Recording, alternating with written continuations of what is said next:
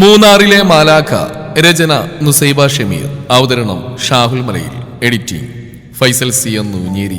പാലായിലേക്കുള്ള മടക്കയാത്രയിൽ ജീപ്പിനുള്ളിൽ ശ്മശാനമൂകതയായിരുന്നു. അപ്പച്ചൻ ഡ്രൈവിംഗിൽ മാത്രം ശ്രദ്ധിച്ചു. എബിൻ ജനാലക്കൽ തലയാഴ്ച പുറത്ത് ഇരുട്ടിലേക്ക് നോക്കിയിരുന്നു.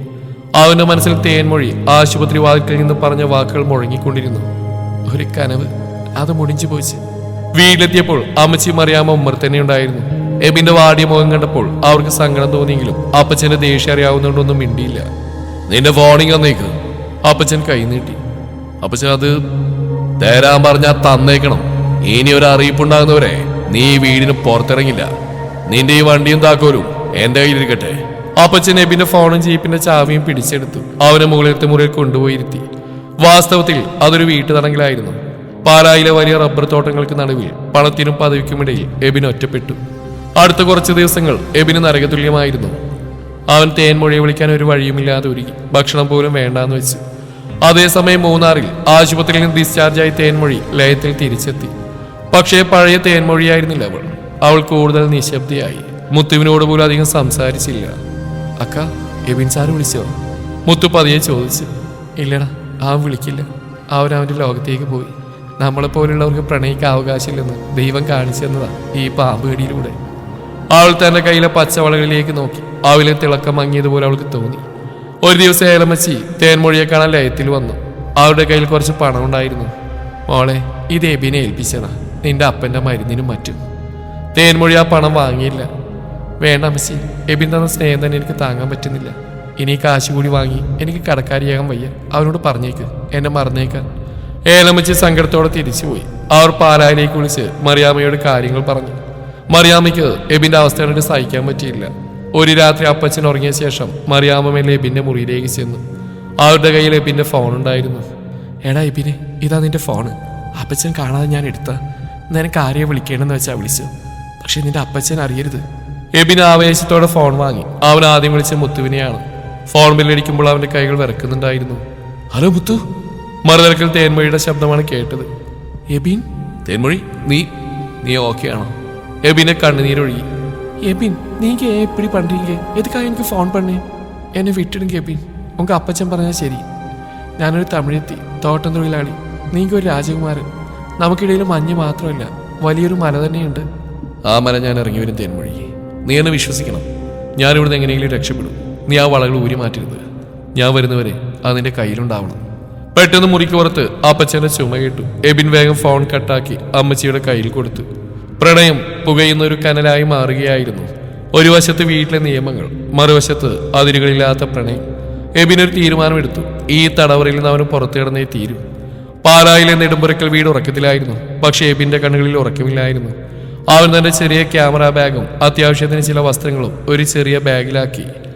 അമ്മച്ചി രഹസ്യമായി കൊടുത്ത കുറച്ച് പണവും ഫോണും അവന്റെ കയ്യിലുണ്ട്. സമയം പുലർച്ചെ 2 മണി. അപ്പച്ചൻ താഴെ ഉമ്മർത്ത മുറിയിൽ നല്ല ഉറക്കത്തിലാണ്. ജീപ്പിന്റെ ചാവി അപ്പച്ചന്റെ തലയിണക്കലാണ്. അതെടുക്കുക അസാധ്യമാണ്. എബിൻ മുറിയുടെ ജനാല തുറന്നു. താഴെ വലിയൊരു മാവുണ്ട്. പണ്ട് കുട്ടിക്കാലത്ത് ഒരുപാട് തവണ ചാടിയിട്ടുള്ള ആ മാവിലൂടെ അവൻ പതുക്കെ താഴേക്ക് ഇറങ്ങി. വീടിന് പിന്നിലെ മതിലിനടുത്ത് അവന്റെ പഴയൊരു സുഹൃത്ത് സണ്ണി തന്റെ ബൈക്കുമായി കാത്തിരിക്കുന്നുണ്ടായിരുന്നു. സണ്ണി, താങ്ക്സ് ഡാ, എബിൻ കിതച്ചുകൊണ്ട് പറഞ്ഞു. നീ എന്തായി കാണിക്കുന്ന എബിനെ? അപ്പച്ചൻ അറിഞ്ഞ കൊന്നുകളി നിന്നെ. സണ്ണി പേടിയോടെ പറഞ്ഞു. ജീവിച്ചിരിക്കണമെങ്കിൽ എനിക്ക് മൂന്നാറിലെത്തണോടാ. സണ്ണി, നീ എന്നെ ആ സ്റ്റാൻഡ് വരെ ഒന്ന് എത്തിക്കേ. ബൈക്ക് ശബ്ദമുണ്ടാക്കാതെ അവർ മേലെ ഉരുട്ടി റോഡിലെത്തിച്ചു. അവിടുന്ന് എബിൻ ഒരു ടാക്സി വിളിച്ച് നേരെ കോട്ടയം റെയിൽവേ സ്റ്റേഷനിലേക്ക് തിരിച്ചു. അവിടുന്ന് ബസ് മാർഗം ഇടുക്കി വഴി മൂന്നാറിലേക്ക്. യാത്രയിലുടനീളം അവന്റെ മനസ്സ് പിടയുകയായിരുന്നു. അപ്പച്ചൻ ഉണരുമ്പോഴുണ്ടാവുന്ന പുകിലുകൾ അവൻ ഓർത്തു.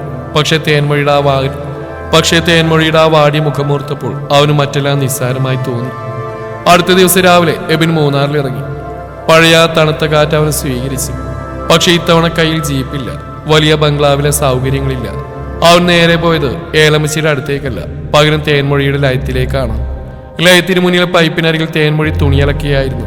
മുഷിഞ്ഞ ഒരു പഴയ സാരിയാണ് ഉടുത്തിരിക്കുന്നത്. കണ്ണുകളിൽ ഉറക്കമില്ലാത്ത രാത്രികളുടെ പാടുകൾ. തേൻമൊഴി.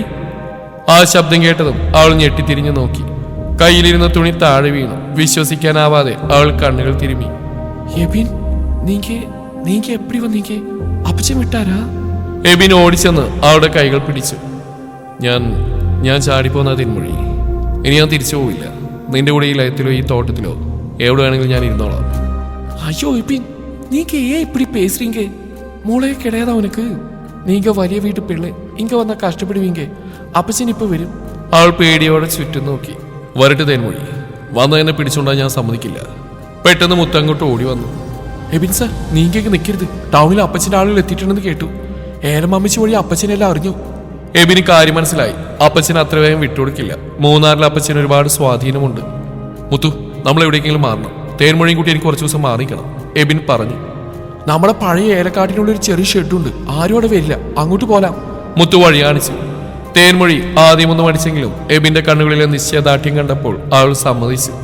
അപ്പയെ നോക്കാൻ മുത്തുവിന്റെ സുഹൃത്തിനെ ഏൽപ്പിച്ച് അവർ മൂന്നാറിലെ കാടിനുള്ളിലേക്ക് നടന്നു. കോടമഞ്ഞ് പുതച്ച ആ കാട്ടിനുള്ളിൽ ഒരു വശത്ത് വേട്ടക്കാരെ പോലെ അപ്പച്ചന്റെ ആളുകൾ തിരയുമ്പോൾ മറുവശത്ത് പ്രണയത്തിനു വേണ്ടി എല്ലാം ഉപേക്ഷിച്ച ഒരു അച്ചായനും തമിഴ് പെൺകുടിയും പുതിയൊരു ജീവിതം തേടി ഓടുകയായിരുന്നു. കാടിനുള്ളിലെ ആ ചെറിയ ഏലം ഷെഡ്, മരത്തടികൾ കൊണ്ട് നിർമ്മിച്ച ഭിത്തികളും മുകളിൽ പഴയ ടിൻ ഷീറ്റും. പുറത്ത് മഴ ചാറി തുടങ്ങിയിരുന്നു. മരങ്ങൾക്കിടയിലൂടെ കോടമഞ്ഞ് അരിച്ചു കയറി ആ പരിസരത്തെ ആകെ മറച്ച് പിടിച്ചിരിക്കുകയാണ്.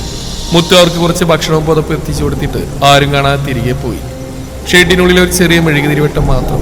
എബിന്റെ ഒരു മൂലയിൽ ഇരിക്കുകയായിരുന്ന തേൻമൊഴി തണുപ്പ് സഹിക്കാനാവാതെ കൈകൾ കൂട്ടി തിരുമുന്നുണ്ട്. തേൻമൊഴി, ഇങ്ങോട്ടേക്ക് വന്നിരിക്കുക, എബിൻ മെല്ലെ വിളിച്ചു. അവൾ മടിച്ച് അവന്റെ അരികിലിരുന്നു.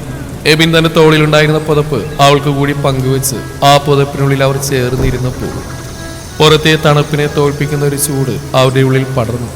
എബിൻ, ഇപ്പടി ഇരിക്കുമ്പോ ഭയമായിരിക്കും. എപ്പടി മുടിയുന്ന പോരാട്ടം. തേൻമൊഴി അവന്റെ തോളിലേക്ക് തലയായിച്ചു. എബിൻ അവളുടെ കൈകൾ മേലെ കോർത്ത് പിടിച്ചു. പേടിക്കേണ്ട തേൻമൊഴി, എൻ്റെ ജീവിതത്തിൽ ആദ്യമായിട്ടാണ് ഞാൻ ഇത്രയും സമാധാനം അനുഭവിക്കുന്നത്. കൊച്ചിയിലെ തിരക്കില്ല, പാലായിലെ അപ്പച്ചൻ്റെ ശാസനകളില്ല. ഇവിടെ ഞാനുണ്ട്, നീയുണ്ട്, പിന്നെ ഈ പ്രകൃതിയും. അവൻ അവളുടെ താടിയിൽ പിടിച്ച് മുഖമുയർത്തി. മെഴുകുതിരിയുടെ മങ്ങിയ വെളിച്ചത്തിൽ അവളുടെ കണ്ണുകൾ തിളങ്ങുന്നുണ്ടായിരുന്നു. അവളുടെ ചുണ്ടുകൾ നേർത്ത രീതിയിൽ വിറക്കുന്നുണ്ടായിരുന്നു. തേൻമൊഴി, നിനക്കറിയോ, നിന്നെ ആദ്യമായി കണ്ട ആ ദിവസം മുതൽ എൻ്റെ ക്യാമറയിലെ ഫിലിം മുഴുവൻ നിന്റെ മുഖം കൊണ്ടാണ് നിറഞ്ഞിരിക്കുന്നത്. അവളൊന്ന് ചിരിച്ചു. പോങ്കേബിൻ, ഒരു സാധാരണ പൊണ്ണ എന്നെ നീങ്ക ഈ ഇപ്പടി ലവ് പண்றீங்க. നീ സാധാരണമാനവളല്ല തേൻമൊഴി, നീ മൂന്നാറിൻ്റെ ഹൃദയമാണ്. അവൻ മെല്ലെ അവളുടെ നെറ്റിയിൽ ചുംബിച്ചു. തേൻമൊഴി അറിയാതെ കണ്ണുകൾ അടച്ചു. ആ നിമിഷം കാലം നിശ്ചലമായതുപോലെ അവർക്ക് തോന്നി. പുറത്ത് മഴ കനത്ത് പെയ്യാൻ തുടങ്ങി. ടിൻ ഷീറ്റിൽ വീഴുന്ന മഴത്തുള്ളികൾ ഒരു താളം പോലെ മുഴങ്ങി. എബിൻ അവളുടെ കൈകളിൽ ആ പച്ച വളകൾ തടവി. ഈ വളകൾ കിലുങ്ങുമ്പോൾ എനിക്ക് തോന്നാറുണ്ട് അത് എൻ്റെ പേര് വിളിക്കുകയാണ്. എബിൻ അവളുടെ കണ്ണുകളിലേക്ക് തന്നെ നോക്കി. എബിൻ്റെ ആ പ്രണയാതുരമായ നോട്ടം അവൾക്ക് താങ്ങാനായില്ല. എന്നെ എബിൻ എപ്പടി പാക്കറേ, എനിക്കൊരു മാതിരിയാ ഇരിക്ക്. എബിൻ മനോഹരമായി ഒന്ന് ചിരിച്ചു. എന്റെ തേൻമൊഴി, നിന്നെ തമിഴോട് സത്യം പറഞ്ഞാൽ ഞാൻ തോറ്റു. അവൾ നാണത്തോടെ അവനെ നെഞ്ചിലേക്ക് മുഖം ഒളിപ്പിച്ചു. എബിൻ, എനിക്ക് ഒന്നു മട്ടും തരും. ഇനി ഉങ്ങളെ വിട്ട് പിന്നെ എനിക്ക് മുടിയാതെ. സാവായിരുന്നാലും വാഴക്കായിരുന്നാലും അത് ഉങ്ക കൂടെയായിരിക്കണം, ഉങ്ക മടിയിലായിരിക്കണം. എബിൻ അവളെ കൂടുതൽ ചേർത്ത് പിടിച്ചു. ആ ചെറിയ ഷെഡിനുള്ളിൽ പുറത്തെ ലോകം അവരെ തിരയുമ്പോൾ അവർ പ്രണയത്തിന്റെ ഒരു പുതിയ ലോകം തീർക്കുകയായിരുന്നു.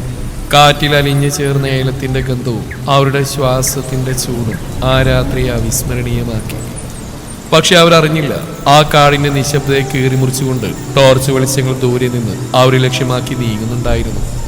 പൗലോസ് അപ്പച്ചന്റെ ആളുകൾ കാട് അരിച്ചു പെറുക്കുകയാണ്. പുറത്ത് മഴ കനക്കുകയാണ്. ഷെഡിനുള്ളിലെ മെഴുകുതിരിവട്ടം അണയാൻ തുടങ്ങുന്നു. എബിന്റെ നെഞ്ചിൽ തലയാഴ്ചയിടുന്ന തേൻമൊഴി പെട്ടെന്ന് ഞെട്ടിപ്പിടഞ്ഞ് എഴുന്നേറ്റു. എബിൻ, കേൾക്കുന്നുണ്ടോ? ആരോ വരുന്നുണ്ട്. ആൾ പേടിയോടെ മന്ത്രിച്ചു. എബിൻ ശ്രദ്ധിച്ചു. മഴയുടെ ശബ്ദത്തിനിടയിലും കരിയിലകൾ ചവിട്ടി മരിക്കുന്ന ശബ്ദം കേൾക്കാം. ദൂരെ മരങ്ങൾക്കിടയിലൂടെ ടോർച്ച് വെളിച്ചങ്ങൾ മിന്നിമറയുന്നു. അത് മുത്തുവാകാൻ വഴിയില്ല, കാരണം മുത്തുവിനൊരു ടോർച്ച് പോലുമില്ലെന്ന് എബിൻ അറിയാമായിരുന്നു. അപ്പച്ചന്റെ ആളുകളെ തേൻമൊഴി, അവർ നമ്മളെ കണ്ടുപിടിച്ചു. എബിൻ വേഗം തന്നെ ബാഗ് എടുത്തു. നമുക്ക് ഓടാ എബിൻ, ഇങ്ങിരുന്ന് അവർക്ക് നമ്മൾ പിടിച്ചിടുവാങ്ങേ. തേൻമൊഴി വിറക്കുന്ന ശബ്ദത്തിൽ പറഞ്ഞു. ആ ഒരു ഷെഡിന്റെ പിൻഭാഗത്തൂടി കാട്ടിലേക്ക് ഇറങ്ങി. കട്ട പിടിച്ചിരിട്ടും വഴുക്കുന്ന പാറകളും തേൻമൊഴിക്ക് ആ കാട് പരിചിതമാണ്.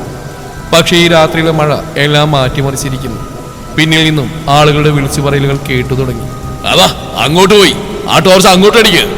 ഒരു ഘോരമായ ശബ്ദം കാടിനെ കീറി മുറിച്ചു. അത് പൗലോസ് അപ്പച്ചന്റെ വിശ്വസ്തനായ കറിയാച്ചന്റെ ശബ്ദമായിരുന്നു. എബിനും തേൻമൊഴിയും ശ്വാസമടക്കി പിടിച്ച് ഒരു വലിയ മരത്തിന് പിന്നിൽ ഒളിച്ചു. ടോർച്ച് വെളിച്ചം അവർക്ക് തൊട്ടടുത്തുകൂടി കടന്നുപോയി. തേൻമൊഴിയുടെ ഹൃദയമിടിപ്പ് എബിന് തൊട്ടറിയാമായിരുന്നു. അവനവളുടെ കൈകൾ മുറുകെ പിടിച്ചു. പേടിക്കണ തേൻമൊഴി, ഞാൻ വിട്ടുകൊടുക്കില്ല. അവനവളുടെ കാതിൽ മന്ത്രിച്ചു. പെട്ടെന്ന് തേൻമൊഴിയുടെ കാലുവഴുതി അവൾ താഴേക്ക് നീങ്ങി. അവൾ അറിയാതെ ഒരു നിലവിളി പുറത്തേക്ക് വന്നു. അമ്മാ, അവിടെയുണ്ട്, പീടിയാറെ! കറിയാച്ചനും കൂട്ടർ അങ്ങോട്ട് കുതിച്ചു. രക്ഷയിൽ നിന്ന് കണ്ടപ്പോൾ എബിൻ തേൻമൊഴി എഴുന്നേൽപ്പിച്ചു. ആ ഒരു ജീവൻ കയ്യിലെടുത്ത് ഓടി. മുന്നിലൊരു ചെറിയ അരുവി കുത്തിയൊഴുകുന്നുണ്ട്. മഴ കാരണം അതിൽ നല്ല വെള്ളമുണ്ടായിരുന്നു. എബിൻ തേൻമൊഴിയെയും കൂട്ടി ആ അരുവി അടക്കാൻ ശ്രമിച്ചു. അരുവിക്ക് നടുവിൽ വെച്ച് കറിയാച്ചനും സംഘവരെ വളഞ്ഞു. പൗലോസ് അപ്പച്ചൻ കുറച്ച് പിന്നിലായി നിൽക്കുന്നുണ്ടായിരുന്നു. ടോർച്ച് വെളിച്ചം എബിന്റെ മുഖത്തേക്ക് അടിച്ചു. എബിനെ, നിർത്തിക്കോ, നിന്റെ ഈ കളി അതിവിടെ തീരുവാ. അപ്പച്ചന്റെ ശബ്ദം അധികാര സ്വരത്തിൽ മുഴങ്ങി. എബിൻ തേൻമൊഴിയെ തന്നെ പിന്നിലേക്ക് മാറ്റി നിർത്തി.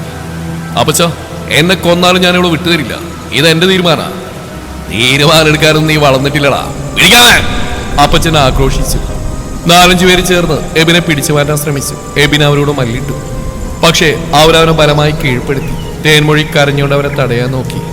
എബിനെ വിടുങ്കോ പ്ലീസ്, അവര് വിട്ടിടുങ്കോ. അവൾ നിലവിളിച്ചു. കറിയാച്ചൻ തേൻമൊഴിയെ തള്ളി മാറ്റി. അവൾ ആ അരുവിയുടെ വക്കിലൊരു കല്ലിൽ തലയിടിച്ച് വീണു. അവളുടെ കയ്യിലെ പച്ചവളകൾ കല്ലിൽ തട്ടി ചിതറിപ്പോയി. വെള്ളത്തിലൂടെ ആ പച്ച ചില്ലുകൾ ഒഴുകി നീങ്ങുന്നു. എബിൻ ദയനീയമായി നോക്കി നിന്നു. തേൻമൊഴി! എബിൻ ഉറക്കി വിളിച്ചു. ബോധം മറിയുന്നതിന് മുമ്പ് തേൻമൊഴി കണ്ടത് എബിനെ ബലമായി വലിച്ചു കൊണ്ടുപോകുന്നതാണ്. അവളുടെ ലോകം വീണ്ടും ഇരുട്ടിലേക്ക് ആണ്ടുപോയി. മഴ തോർന്നിരിക്കുന്നു. പക്ഷെ മൂന്നാറിലെ മരങ്ങളിൽ നിന്ന് വീഴുന്ന ഓരോ തുള്ളിയും തേൻമൊഴിയുടെ കണ്ണുനീർ പോലെ തോന്നിപ്പിച്ചു. അരുവിയുടെ തീരത്ത് ബോധരഹിതയായി കിടന്ന തേൻമൊഴിയെ മുത്തുവും കൂട്ടുകാരുമാണ് പിന്നീട് കണ്ടെത്തിയത്. അവളുടെ നെറ്റിയിൽ നിന്ന് ചോരൊലിക്കുന്നുണ്ടായിരുന്നു. പക്ഷെ അതിനേക്കാൾ വലിയ മുറിവ് അവളുടെ ഹൃദയത്തിലായിരുന്നു. അവൾ കണ്ണു തുറന്നപ്പോൾ കണ്ടത് ലയത്തിലെ സ്വന്തം കട്ടിലായിരുന്നു. അടുത്തിരുന്ന് മുത്തു കരയുന്നു. അക്ക, നീ കണ്ണു തുറന്നോ? മുത്തു അവളുടെ കൈ പിടിച്ചു. തേൻമൊഴിയൊന്നും മിണ്ടിയില്ല. അവൾ തന്റെ കൈത്തണ്ടയിലേക്ക് നോക്കി. അവിടെ എബിൻ വാങ്ങി നൽകിയ പച്ചവളകളില്ല. അരുവിക്കരയിലെ കല്ലിൽ തട്ടി അവ തകർന്നു പോയിരിക്കുന്നു. അവശേഷിക്കുന്നത് കയ്യിലെ കുറച്ച് പോറലുകൾ മാത്രം. എബിൻ, അവനെങ്കിൽ മുത്തു, അവരവനെ പിടിച്ചുകൊണ്ടുപോയി അക്ക. അപ്പച്ചൻ വലിയൊരു വണ്ടിയിൽ അവനെ കയറ്റിയത്. പാലായിലേക്ക് കൊണ്ടുപോയി എന്നാ കേട്ടത്. ഇനി അവൻ തിരിച്ചു വരില്ല അക്ക. അവരവനെ വരാൻ സമ്മതിക്കില്ല. തേൻമൊഴി എഴുന്നേറ്റിരുന്നു. അവളുടെ തല കറങ്ങുന്നുണ്ടായിരുന്നു. അവൻ വരും മുത്തു, അവനെന്റെ കൈ പിടിച്ച് പറഞ്ഞതാ വരുന്ന്. അതേസമയം പാലായിലേക്കുള്ള യാത്രയിൽ എബിനെ ഒരു പ്രതിമയെ പോലെ ഇരിക്കുകയായിരുന്നു. അവന്റെ കൈകൾ അപ്പച്ചന്റെ ആളുകൾ കെട്ടിയിരുന്നു. പൗലോസ് അപ്പച്ചൻ മുൻ സീറ്റിലിരുന്ന് പുകയുന്നുണ്ടായിരുന്നു. നീ വിചാരിച്ചോടാ തോട്ടത്തിലെ പണിക്കാരി പെണ്ണിനെയും കൊണ്ട് നിനക്ക് സുഖമായിട്ട് അങ്ങ് ജീവിക്കാന്ന്? എന്റെ പേരും കുടുംബമഹിമയും കളയാൻ നിന്നെ ഞാൻ സമ്മതിക്കില്ല. അപ്പച്ചൻ ഗർജിച്ചു. എബിൻ അപ്പച്ചന്റെ മുഖത്തേക്ക് നോക്കിയില്ല. അവന്റെ ഉള്ളിൽ തേൻമൊഴി വീണെടുക്കുന്ന ആ ദൃശ്യം മാത്രമായിരുന്നു. അപ്പച്ചൻ എന്റെ ശരീരത്തെ മാത്രമേ കൊണ്ടുപോകുന്നുള്ളൂ. എന്റെ മനസ്സാ കാട്ടിൽ അവൾക്കൊപ്പം തന്നെയാ. അതൊക്കെ പതുക്കെ മാറിക്കോളൂടാ. നിന്നെ നാളെ തന്നെ ഞാൻ മുംബൈയിലേക്ക് വിടുക. എന്റെ കൂട്ടുകാരൻ ജോസഫിന്റെ ബിസിനസ് നോക്കാൻ നീ അവിടെ നിൽക്കും. ഇനി ഈ കേരളത്തിന്റെ മണ്ണില് നിന്നെ ഞാൻ വാഴ്ത്തില്ല. എബിനെ പാലായിലെ വീട്ടെത്തിച്ച് ഒരു മുറിക്കുള്ളിൽ പൂട്ടിയിട്ടു. പുറത്ത് കാവലിനായി ആളുകളെ നിർത്തി. അവന്റെ ക്യാമറ അപ്പച്ചൻ എറിഞ്ഞുടച്ചു. എബിന്റെ സ്വപ്നങ്ങളും പ്രണയവും ആ ക്യാമറയെ പോലെ തകർന്നു എന്ന് അപ്പച്ചൻ കരുതി. മൂന്നാറിൽ തേൻമൊഴി ആ തകർന്ന വളപ്പൊട്ടുകൾ തേടി അരുവിക്കരയിൽ പോയി. ഒടുവിൽ അവൾക്കൊരു പച്ച ചില്ല് കഷ്ണം കിട്ടി. അവളത് നെഞ്ചോട് ചേർത്തു പിടിച്ചു. നീങ്ക വരണ എബിൻ, ഇല്ലെന്ന ഇന്ന തേൻമൊഴി ഇരിക്കമാട്ടെ. മഞ്ഞ് വീണ്ടും പെയ്യാൻ തുടങ്ങി. പക്ഷെ ആ മഞ്ഞിന് ഇപ്പോൾ മധുരമില്ലായിരുന്നു. വിരഹത്തിന്റെ കയ്പ് നീരായിരുന്നു. പാലായിലെ നെടുമ്പുറക്കൽ വീട്ടിൽ എബിൻ ജീവച്ചവത്തെ പോലെ ഇരുന്നു. അപ്പച്ചൻ പറഞ്ഞ പോലെ തന്നെ മുംബൈയിലേക്കുള്ള ടിക്കറ്റ് റെഡിയായി കഴിഞ്ഞു. വീട്ടിലാരും അവനോട് മിണ്ടാൻ ധൈര്യപ്പെട്ടില്ല. അമ്മച്ചി മറിയാമ്മ ദൂരെ മാറി നിന്ന് കണ്ണീർ വാർത്തു. എബിനെ, ഇത് നിന്റെ നല്ലതിനാ. അവിടെ പോയി കുറച്ചുകാലം കഴിയുമ്പോൾ നീ എല്ലാം മറന്നോളൂ. അപ്പച്ചൻ ശാന്തനായി പറഞ്ഞു. പക്ഷെ എബിനൊന്നും മിണ്ടിയില്ല. പ്രതികരിക്കാൻ പോലും അവന് ശക്തിയില്ലായിരുന്നു. പിറ്റേന്ന് പുലർച്ചെ തന്നെ അപ്പച്ചന്റെ ആളുകൾ അവനെ കൊച്ചി വിമാനത്താവളത്തിൽ എത്തിച്ചു. മുംബൈയിലെ തിരക്കുകളിലേക്ക്, ആർക്കും വേണ്ടാത്തൊരു മഹാനഗരത്തിലേക്ക് അവൻ നാടുകടത്തപ്പെട്ടു. അതേസമയം മൂന്നാറിൽ തേൻമൊഴി വെറുതെ ഇരിക്കാൻ തയ്യാറല്ലായിരുന്നു. എബിൻ മുംബൈയിലാണെന്ന വാർത്ത മുത്തു വഴി അവൾ അറിഞ്ഞു. മുത്തു, എനിക്ക് മുംബൈ പോകണം, അവൾ ഉറച്ച സ്വരത്തിൽ പറഞ്ഞു. അക്ക, ഉനക്കെന്നാ പൈത്യമാ? മുംബൈ എവിടെ ഇരിക്കുന്നു? നിനക്ക് അവിടുത്തെ ഭാഷ അറിയില്ല, പണമില്ല, നീ എങ്ങനെ അവിടെ എത്തും? മുത്തു പരിഭ്രമിച്ചു. എനിക്ക് കാതൽ തെരിയും മുത്തു, അത് പോതും. അവൾ തന്നെ തയ്യൽ മെഷീൻ വിൽക്കാൻ തീരുമാനിച്ചു. അവളുടെ ഏക സമ്പാദ്യമായിരുന്നു അത്. അതോടൊപ്പം ഏലമച്ചി രഹസ്യമായി നൽകിയ കുറച്ച് പണം കൂടി അവൾ ഒരു ബാഗിൽ പാക്ക് ചെയ്തു. ഞാനും വരാക്കാം നിന്റെ കൂടെ, മുത്തു പറഞ്ഞു. വേണ്ട മുത്തു, അപ്പയെ നോക്കാൻ നീ ഇവിടെ വേണം. ഞാൻ ഒറ്റയ്ക്ക് പോകും. എൻ്റെ എബിനെ അവർ തട്ടിയെടുത്തതാ. അത് തിരിച്ചു പിടിക്കാൻ എനിക്ക് ഒറ്റയ്ക്ക് കഴിയും. അന്ന് രാത്രി തേൻമൊഴി മൂന്നാറിലും തമിഴ്നാട്ടിലേക്കുള്ളൊരു ബസ് കയറി. അവിടുന്ന് ട്രെയിൻ മാർഗം മുംബൈയിലേക്ക്. കയ്യിൽ എബിന്റെ ഒരു ഫോട്ടോയും നെഞ്ചിൽ ആ പച്ച വളപ്പൊട്ടും മാത്രം. മുംബൈയിലെ ഛത്രപതി ശിവാജി ടെർമിനലിൽ അവൾ വന്നിറങ്ങിയപ്പോൾ ആ നഗരത്തിന്റെ വലിപ്പവും തിരക്കും കണ്ട് അവളൊന്ന് ഭയന്നു. എങ്ങും ഹിന്ദിയും മറാത്തിയും ഇംഗ്ലീഷും തമിഴ് മലയാളവും മാത്രം അറിയുന്ന ആ പെൺകുട്ടി ആ കടലിൽ ഒരു ചെറിയ തുള്ളിയായി മാറി. എബിൻ നീങ്ക എങ്കെ ഇരിക്കീങ്ക? അവൾ ആ ആൾക്കൂട്ടത്തിനിടയിൽ നിന്ന് വിതുമ്പി. മുംബൈയിലെ ഒരു വലിയ ഫ്ളാറ്റിൽ കടൽ നോക്കി നിൽക്കായിരുന്ന എബിൻ പെട്ടെന്ന് ഞെട്ടിത്തിരിഞ്ഞ് നോക്കി. കാറ്റിൽ ആരോ തേൻമൊഴിയുടെ പേര് വിളിക്കുന്ന പോലെ അവന് തോന്നി. അവൻ തന്റെ പോക്കറ്റിൽ കൈയിട്ടു. അവൻ ഒളിച്ചു കടത്തിയ തേൻമൊഴിയുടെ ആ നെറ്റിയിലെ പൊട്ട് ഒരു പ്ലാസ്റ്റിക് കവറിൽ ഇപ്പോഴും അവന്റെ കയ്യിലുണ്ട്. മുംബൈ നഗരം ഒരു കടൽ പോലെയാണ്. തേൻമൊഴി ആ കടലിൽ ദിശയറിയാതെ ഉള്ളിലെന്ന ഒരു ചെറിയ തോണി പോലെയായി. കയ്യിലുള്ള കുറഞ്ഞ പണം തീരാറായിരിക്കുന്നു. റെയിൽവേ സ്റ്റേഷന്റെ ഒരു മൂലയിൽ അവൾ ഇരുന്നു. വിശപ്പും ദാഹോളം തളർത്തുന്നുണ്ടെങ്കിലും കണ്ണുകളിൽ എബിനെ കാണണമെന്ന വാശി മാത്രം ബാക്കിയായിരുന്നു. എബിനെന്ന് അവൾ കാണുന്ന മലയാളികളോടൊക്കെ തിരക്കി. പക്ഷേ മുംബൈയിലെ തിരക്കിനിടയിൽ ആർക്കും ആരെയും ശ്രദ്ധിക്കാൻ സമയമില്ലായിരുന്നു.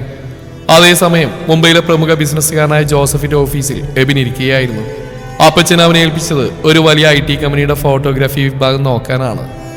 അവനെല്ലാ സൗകര്യങ്ങളുമുണ്ട്. എയർ കണ്ടീഷൻ ചെയ്ത മുറി, ആഡംബര കാറ്, നല്ല ശമ്പളം. പക്ഷേ അവന്റെ മനസ്സ് മൂന്നാറിലെ ആ തകർന്ന ഏലം ഷെഡിലായിരുന്നു. Ebin you look so dull. നമുക്കിന്ന് ഗേറ്റ് വേ ഓഫ് ഇന്ത്യ വരെ ഒന്ന് പോയാലോ? അവിടെ പുതിയൊരു പ്രൊജക്ടിന് ഷൂട്ടുണ്ട്. അവന്റെ കൊളീഗ് സെമീറ ചോദിച്ചു. എബിൻ സമ്മതിച്ചു. അവിടെ പോയാൽ കടൽക്കാറ്റെങ്കിലും കിട്ടുമല്ലോ എന്ന് അവൻ കരുതി. വൈകുന്നേരം ഗേറ്റ് വേ ഓഫ് ഇന്ത്യയുടെ പരിസര ആളുകൾ കൊണ്ട് നിറഞ്ഞിരിക്കുകയായിരുന്നു. ടൂറിസ്റ്റുകളും വഴിയോര കച്ചവടക്കാരും. സെമീറയും ടീമും ഷൂട്ടിങ്ങിൽ മുഴുകിയപ്പോൾ എബിൻ തന്റെ ക്യാമറയുമായി കടലിലേക്ക് നോക്കി നിന്നു. പെട്ടെന്ന് ആൾക്കൂട്ടത്തിനിടയിൽ നിന്നൊരു വിളിയേറ്റു. അയ്യ, ഒരേ നിമിഷം. ഇന്റെ ഫോട്ടോയിൽ ഇരിക്കുന്നവരെ ഇങ്ങെങ്കിലും പാത്തീങ്ങളാ? ഒരു പെൺകുട്ടി തമിഴിൽ ആരോടോ ചോദിക്കുകയാണ്.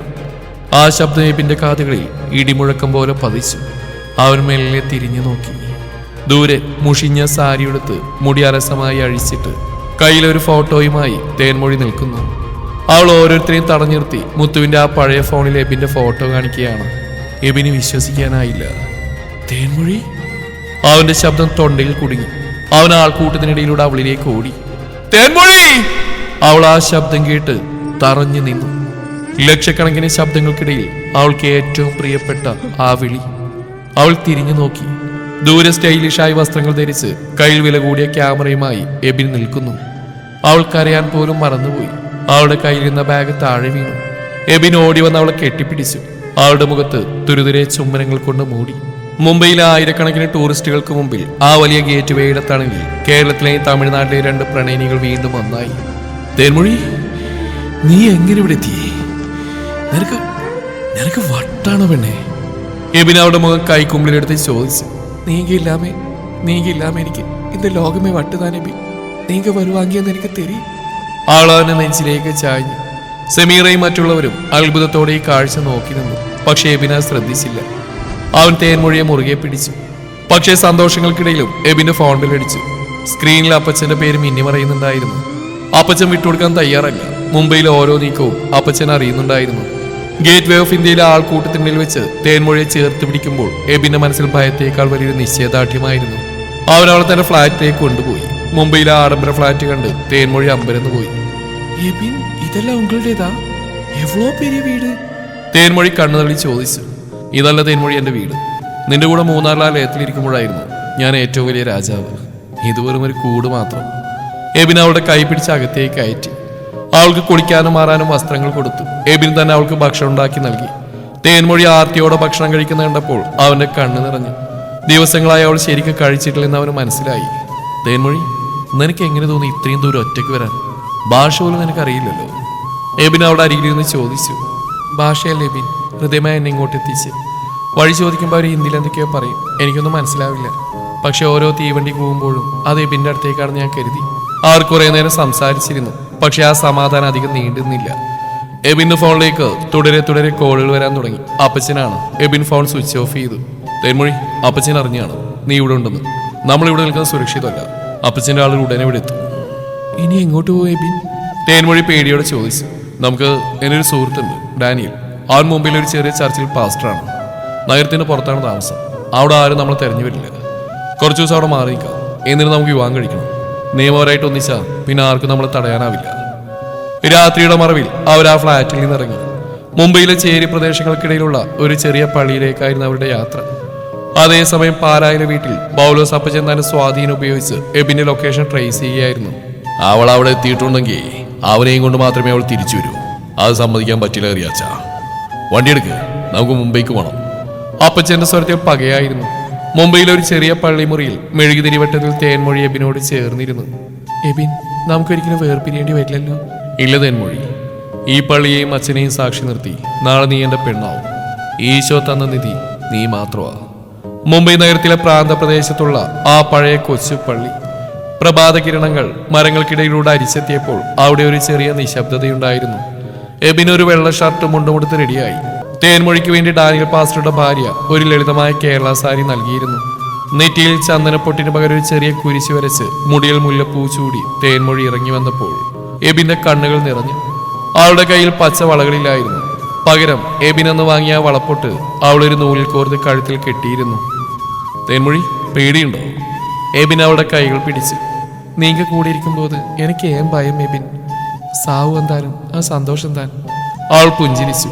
പള്ളിക്കുള്ളിൽ ഡാനിയൽ പാസ്റ്റർ ബൈബിൾ തുറന്നു പിടിച്ചു. സാക്ഷികളായി പാസ്റ്ററുടെ ഭാര്യയും മകനും മാത്രം. വിവാഹ ചടങ്ങുകൾ തുടങ്ങി. മോതിരം മാറാൻ നേരം എബിൻ തന്റെ പോക്കറ്റിൽ കൈയിട്ടു. സ്വർണ്ണ മോതിരമല്ല, മറിച്ച് മുംബൈയിലെ ഒരു തെരുവിൽ നിന്ന് അവൻ വാങ്ങിയ പച്ചക്കല്ല് വെച്ച 2 വെള്ളി മോതിരങ്ങളായിരുന്നു അത്. ഞാൻ എബിൻ പൗലോസ്, തേൻമൊഴി മുരുകനെ എന്റെ ഭാര്യയായി സന്തോഷത്തോടെ ഞാൻ സ്വീകരിക്കുന്നു. എബിൻ വാചകം പൂർത്തിയാക്കാൻ തുടങ്ങിയതും പള്ളിമുറ്റത്തെ ടയറുകൾ മണ്ണിൽ ഉരയുന്ന ശബ്ദം കേട്ടു. ബ്രേക്കിട്ട ശബ്ദം, വാതിലുകൾ വലിച്ചു തുറക്കുന്ന ഒച്ച. നിർത്തണം! പൗലോസ് അപ്പച്ചന്റെ ഗർജനം പള്ളിക്കുള്ളിൽ പ്രതിധ്വനിച്ചു. എബിൻ ഞെട്ടിത്തിരിഞ്ഞു നോക്കി. പൗലോസ് അപ്പച്ചനും കറിയാച്ചനൊപ്പം കുറച്ച് ഗുണ്ടുകളും പള്ളിക്കുള്ളിലേക്ക് അതിക്രമിച്ച് കയറി. അപ്പച്ചന്റെ കയ്യിലൊരു തോക്കുണ്ടായിരുന്നു. അത് കണ്ട് തേൻമൊഴി എബിന്റെ പിന്നിലേക്ക് ഒളിച്ചു.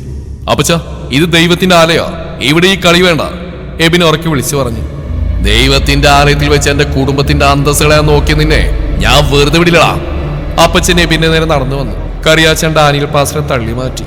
നീ ആ പെണ്ണിനെ ഇപ്പൊ വിട്ടേക്കണം. കറിയാച്ച, ആളെ വലിച്ച് പുറത്തിറക്ക്. ഇവനെ ഞാൻ പാലാക്കൊണ്ട് ചങ്ങലക്കിടും. കറിയാച്ചൻ തേൻമൊഴിയുടെ കയ്യിൽ പിടിച്ച് വലിച്ചു. വാടി പുറത്തോട്ട്, വീടാവളെ.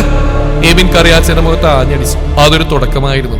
പള്ളിക്കുള്ളിൽ ഒരു വലിയ സംഘർഷം പൊട്ടിപ്പുറപ്പെട്ടു. എബിൻ തന്റെ പ്രണയത്തിന് വേണ്ടി ആദ്യമായി കൈയുയർത്തി അവൻ അപ്പച്ചന്റെ ആളുകളോട് പൊരുതി. പക്ഷേ ഗുണ്ടകൾ അവനെ വളഞ്ഞു. അവരവനെ ക്രൂരമായി മർദ്ദിക്കാൻ തുടങ്ങി. നിലത്തി വീണ എബിന്റെ അടുത്തേക്ക് തേൻമൊഴി ഓടിച്ചെന്നു. എബിൻ, അടിക്കാതീങ്ക പ്ലീസ്, ഞാൻ വരേ, നിങ്ങളുടെ കൂടെ ഞാൻ വരാം. എബിനെ വിട്ടിടുങ്കോ. തേൻമൊഴി കരഞ്ഞുകൊണ്ട് അപ്പച്ചന്റെ കാല് പിടിച്ചു. പൗലോസ് അപ്പച്ചൻ അവളെ പുച്ഛത്തോടെ നോക്കി. നീ വന്നാ ഇവ രക്ഷപ്പെടുന്നു കരുതിയോ? ഇവനെ ഞാൻ ഇല്ലാതാക്കും. അപ്പച്ചൻ തോക്കി എബിന് തലക്ക് നേരെ ചൂണ്ടി. എല്ലാവരും സ്തബ്ധരായി. പള്ളിയിൽ മരണതുല്യമായ നിശബ്ദത. പെട്ടെന്ന് തേൻമൊഴി എഴുന്നേറ്റു. അവൾ അപ്പച്ചന്റെ തോക്കിന് മുമ്പിൽ നെഞ്ചുവിരിച്ച് നിന്നു. முதல்ல என்ன சொல்றையா? அப்புறம் எபின தொடுங்கோ. உங்க அந்தஸ்துக்கு, உங்க பணம் எல்லாம் இந்த ஒரு பாவப்பட்ட பொண்ணோட காதல் முன்னாடி தோத்து போயிடுச்சு. கொண்டு போடுங்க ஐயா. எபின் இல்லாம நான் ஏன் வாழணும்? சாவு வந்தாலும் அது இந்த இடத்துல எபினோட பக்கம்தான். எபின் உங்க மகன்தான். ஆனா இந்த நிமிஷம் முதல் அவன் என் உயிர். சுடையா, சுடு! അവളുടെ കണ്ണുകളിലെ ആജ്ഞ കണ്ട് പൗലോസ് അപ്പച്ചനൊരു നിമിഷം തരിച്ചുപോയി. അത്രയും കാലം താൻ കണ്ടിട്ടില്ലാത്തൊരു കരുത്ത് ആ പാവം പെൺകുട്ടിയുടെ കണ്ണുകളിൽ അദ്ദേഹം കണ്ടു. തോക്കിൻ മുന്നിൽ തേൻമൊഴി നിൽക്കുകയാണ്. അവളുടെ വിറക്കുന്ന ചുണ്ടുകളല്ല, മറിച്ച് തറച്ചു നിൽക്കുന്ന ആ വലിയ മിഴികളാണ് പൗലോസ് അപ്പച്ചനെ ഭയപ്പെടുത്തിയത്. തന്റെ സർവ്വപ്രതാപത്തെയും ഒരു ദരിദ്രയായ പെൺകുട്ടിയുടെ പ്രണയം ചോദ്യം ചെയ്യുന്നത് അദ്ദേഹം ആദ്യമായി കണ്ടു. അപ്പച്ച, വേണ്ട അപ്പച്ച. എബിൻ ചോരയൊലിക്കുന്ന മുഖവുമായി എഴുന്നേൽക്കാൻ ശ്രമിച്ചു. നിങ്ങൾ എന്നെ കൊന്നോളൂ, പക്ഷെ തേൻമൊഴിയൊന്നും ചെയ്യരുത്. അവൾക്ക് ഈ ലോകത്ത് ഞാനല്ലാതെ ആരുമില്ല അപ്പച്ച. പൗലോസ് അപ്പച്ചൻ തോക്ക് പിടിച്ച കൈ പതുക്കെ താഴ്ത്തി. അദ്ദേഹത്തിന്റെ ഉള്ളിൽ വർഷങ്ങളായി വളർത്തിയെടുത്ത ആ കുടുംബമയമായ അഹങ്കാരത്തിന് മുകളിൽ അച്ഛൻ എന്ന വികാരം പതുക്കെ തലപൊക്കി. എബിനെ, നിനക്ക് ഇവിടെ അത്രക്ക് വലിയവളാണോടാ? നിന്റെ അപ്പനേക്കാളും ഈ സ്വത്തിനേക്കാളും. അപ്പച്ചന്റെ ശബ്ദമിടറി. അപ്പച്ച, നിങ്ങൾ തന്ന ഈ ശരീരമാ, പക്ഷെ ഈ ശ്വാസം ഇവളില്ലെങ്കിൽ ഈ നെടുമ്പുരക്കൽ കുടുംബത്തിനൊരു അവകാശം ഉണ്ടാവില്ല. കാരണം എബിൻ പൗലോസ് അന്ന് മരിച്ചിട്ടുണ്ടാവും. എബിൻ തേൻമൊഴിയുടെ കൈ മുറുകെ പിടിച്ചു. തേൻമൊഴി അപ്പച്ചന്റെ അടുത്തേക്ക് നടന്നു. അവൾ അപ്പച്ചന്റെ കാലുകളിൽ വീണു. ஐயா, என்னை மன்னிச்சிருங்கோ. நான் ஒரு தமிழ் பொண்ணு தான். ஆனா எனக்கு எபின் கடவுள் போல. அவரை விட்டு கொடுக்க எனக்கு முடியல. நீங்க என்ன சுட்டாலும் கொன்னாலும் நான் அவരുടെ കാൽ കീഴിൽ കിടന്ന് താൻ മരിക്കുവേ. പൗലോസ് അപ്പച്ചൻ ചുറ്റും നോക്കി. കറിയാച്ചനെ ഗുണ്ടകൾ ആജ്ഞക്കായി കാത്തു നിൽക്കുന്നു. പക്ഷെ അപ്പച്ചൻ തോക്ക് കറിയാച്ചന്റെ കയ്യിലേക്ക് എറിഞ്ഞു കൊടുത്തു. എന്നിട്ട് പള്ളിക്ക് പുറത്തേക്ക് നടന്നു. കറിയാച്ച, വണ്ടി എടുക്ക്, നമുക്ക് പോവാം. ചേട്ടാ, അപ്പൊ ഇവരുടെ കാര്യം? കറിയാച്ചൻ അത്ഭുതത്തോടെ ചോദിച്ചു. ഇവൻ എന്റെ മകനാണെങ്കിൽ ഇവൻ തിരിച്ചു വരും. പക്ഷെ ഇവനോടൊപ്പം ആ പെണ്ണുണ്ടാവും. അത് തടയാൻ എനിക്ക് കഴിയില്ല. കാലം മാറ കറിയാച്ച. നമ്മുടെ വാശിയേക്കാ വലുതാ ഇവരുടെ ഭ്രാന്ത്. അപ്പച്ചൻ ആ പള്ളിമുറ്റൊന്ന് കാറിൽ കയറിപ്പോയി. ഡാനിയൽ പാസ്റ്റർ തടസ്സപ്പെട്ട യുവാചടങ്ങൾ പുനരാരംഭിക്കാൻ ആംഗ്യം കാണിച്ചു. ചോരപ്പാടുകൾ ആ വെള്ള ഷർട്ടിൽ നിന്ന് എബിൻ മോതിരമെടുത്തു. തേൻമൊഴിയുടെ വിരലിയത് അണിയിച്ചു. പള്ളിയിലെ മണികൾ മുഴങ്ങി. മുംബൈയിലെ ആ ചെറിയ കോണിൽ ആരും അറിയാതെ രണ്ട് വ്യത്യസ്ത ലോകങ്ങൾ ഒന്നായി മാറി. പക്ഷെ അവർക്കറിയില്ലായിരുന്നു മൂന്നാറിൽ തേൻമൊഴിയുടെ അപ്പൻ മുരുകന്റെ നില അതീവ ഗുരുതരമായി തുടരുകയാണെന്ന്. സന്തോഷ വാർത്ത അറിയിക്കാൻ തേൻമൊഴി മുത്തുവിന് വിളിച്ചപ്പോൾ കേട്ടത് അവന്റെ കരച്ചിലായിരുന്നു. അക്ക, നീങ്ക സീക്രമാകോ, അപ്പാക്ക് യാബയില്ലേ, നിങ്ങൾ തിരക്കുന്നു. വിവാഹത്തിന്റെ മധുരം നുണയും മുമ്പേ അവർക്ക് മൂന്നാറിലേക്ക് തിരിക്കേണ്ടി വന്നു. ഇത്തവണ ഇബിൻ ഒറ്റയ്ക്കല്ല, തന്റെ പ്രിയപ്പെട്ടവരുടെ കൈ പിടിച്ച ഒരു ഭർത്താവായിട്ടാണ് മടങ്ങുന്നത്. മുംബൈയിലെ തിരക്കുകളിൽ നിന്ന് അവർ മൂന്നാറിലേക്ക് തിരിച്ചു. ഇത്തവണ വിമാനത്തിലോ ട്രെയിനിലോ അല്ല, എബിനൊരു ടാക്സി കാർ വിളിച്ചു. തേൻമൊഴിയുടെ അപ്പന്റെ അവസ്ഥയോർത്ത് അവൾ കാറിനുള്ളിൽ നിന്ന് വിതുമ്പുകയായിരുന്നു. എബിൻ അവളുടെ തോളിൽ കൈവച്ച് ആശ്വസിപ്പിച്ചു. കരയിലെ തേൻമൊഴി, നമ്മളവിടെ എത്തുമ്പോഴേക്കും അങ്കിളിനൊക്കെ സുഖാവും. നമ്മൾ ഒന്നായവരും കേൾക്കും പുള്ളിക്ക് സന്തോഷാവില്ലേ? മൂന്നാറിലെ തണുത്ത കാറ്റ് വീണ്ടും അവരെ സ്വീകരിച്ചു.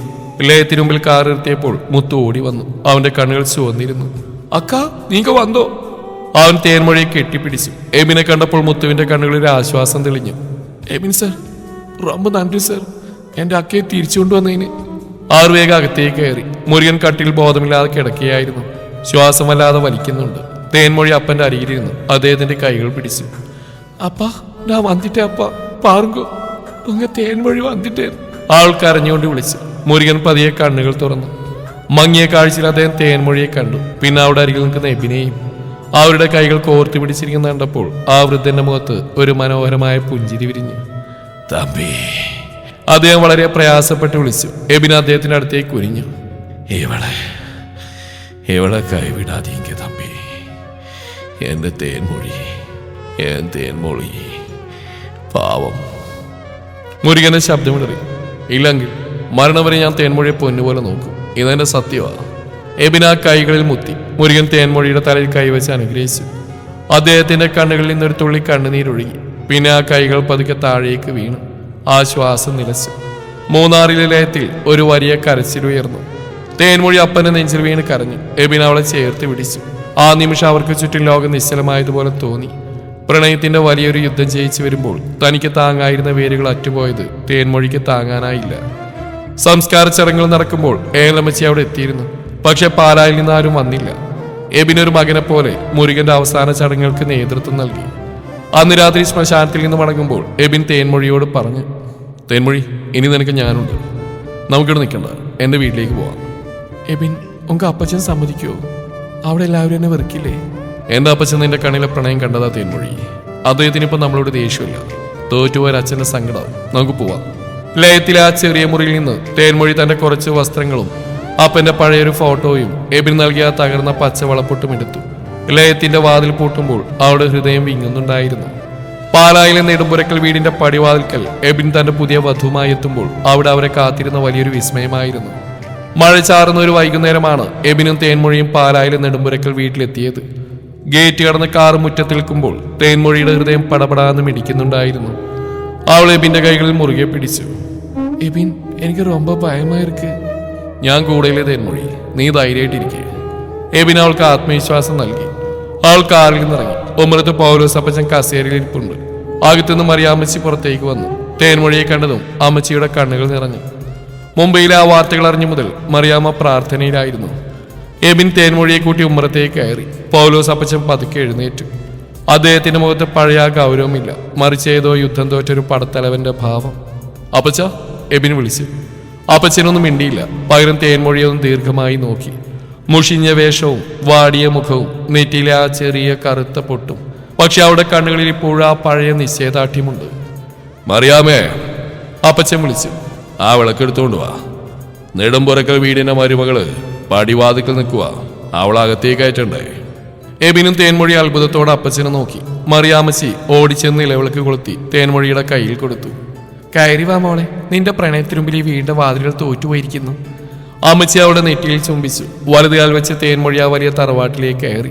അവിടുത്തെ ചുമരുകളിൽ തൂങ്ങിക്കിടക്കുന്ന പൂർവികരുടെ ചിത്രങ്ങൾ അവൾ നോക്കി പുഞ്ചിരിക്കുന്നതായി അവൾക്ക് തോന്നി. പൗലോസ് അപ്പച്ചൻ എബിനെ തോളിൽ കൈവച്ചു. എബിനെ, നീ ജയിച്ചു. പക്ഷെ എന്റെ വാശി കൊണ്ടല്ല, ഇവളുടെ സത്യസന്ധമായ സ്നേഹം കണ്ടുകൊണ്ടാ ഞാൻ പിന്മാറിയത്. ഇവളെ നീ പൊന്നുപോലെ നോക്കണം. അന്ന് രാത്രി പാലായിലെ ആ വലിയ വീട്ടിൽ തേൻമൊഴിക്ക് വേണ്ടി ഒരു വലിയ വിരുന്നൊരുക്കി. തേൻമൊഴി തന്നെ തമിഴ് ചുവയുള്ള മലയാളത്തിൽ എല്ലാവരോടും സംസാരിച്ചു. എൽസ ചേച്ചി ലണ്ടനിൽ നിന്ന് വീഡിയോ കോളിൽ വന്ന് മീനാക്ഷിയെ കണ്ടു. നീ സുന്ദരിയാണല്ലോ തേൻമൊഴി, എന്റെ അനിയനെ നീ നന്നായി കഷ്ടപ്പെടുത്തിയല്ലേ? ചേച്ചി തമാശയായി ചോദിച്ചു. എല്ലാം ശുഭകരമായി തോന്നി. പക്ഷെ ഉറങ്ങാൻ നേരം തേൻമൊഴി ജനാലക്കൽ പോയി നിന്നു. ദൂരെ പെയ്യുന്ന മഴയിൽ അവൾ മൂന്നാറിനെ കണ്ടു, തന്റെ അപ്പയെയും ആ തേയിലത്തോട്ടങ്ങളെയും ചിതറിപ്പോയ പച്ചവളകളെയും അവൾ ഓർത്തു. എബിൻ അവളുടെ പിന്നിൽ വന്ന് നിന്നു. എന്താ തേൻമൊഴി ആലോചിക്കുന്നത്?